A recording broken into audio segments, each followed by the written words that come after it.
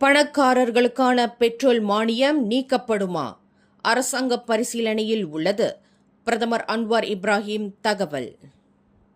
மலேசியாவில் அதிக வருமானம் ஈட்டும் பெரும் பணக்காரர்களுக்கு வழங்கப்பட்டு வரும் பெட்ரோல் மானியத்தை திரும்பப் பெறுவது குறித்து அரசாங்கம் தற்போது தீவிரமாக பரிசீலித்து வருவதாக பிரதமர் டத்தோஸ்ரீ அன்வார் இப்ராஹிம் தெரிவித்துள்ளார். நாட்டின் பொருளாதாரத்தை சீரமைக்கும் நோக்கில் குறிப்பாக T15, T20 பிரிவினரை இலக்காக கொண்டு இந்த மானிய குறைப்பு நடவடிக்கை அமையும் என எதிர்பார்க்கப்படுகிறது. இது தொடர்பான விரிவான பரிந்துரை அறிக்கை ஏற்கனவே சமர்ப்பிக்கப்பட்டு தற்போது அதன் இறுதிக்கட்ட ஆய்வு நடைபெற்று வருவதாக மலாயா பல்கலைக்கழக இந்திய மாணவர்களுடன் நடைபெற்ற சந்திப்பு நிகழ்ச்சியில் பிரதமர் குறிப்பிட்டுள்ளார். அதேவேளையில் இந்த மாற்றத்தினால் நடுத்தர வர்க்கத்தினர் பாதிக்கப்படக்கூடாது என்பதில் அரசாங்கம் மிகவும் கவனமாக இருப்பதாகவும் தகுதியானவர்களுக்கே மானியம் சென்றடைவதை உறுதி செய்யப் போவதாகவும் அவர் உறுதியளித்துள்ளார். பணக்காரர்களுக்கு வழங்கப்படும் இந்த மானியத்தை நிறுத்தி அதன் மூலம் மிஞ்சும் நிதியை ஏழை நடுத்தர மக்களின் நலனுக்காக பயன்படுத்துவதே இத்திட்டத்தின் முக்கிய நோக்கமாகும். உலகளாவிய பொருளாதார சவால்களை எதிர்கொள்ளவும் நாட்டின் நிதி நிலையை பலப்படுத்தவும் இத்தகைய இலக்கு நிர்ணயிக்கப்பட்ட மானிய திட்டம் மிகவும் அவசியம் என்று பொருளாதார வல்லுநர்கள் கருத்து தெரிவித்துள்ளனர்.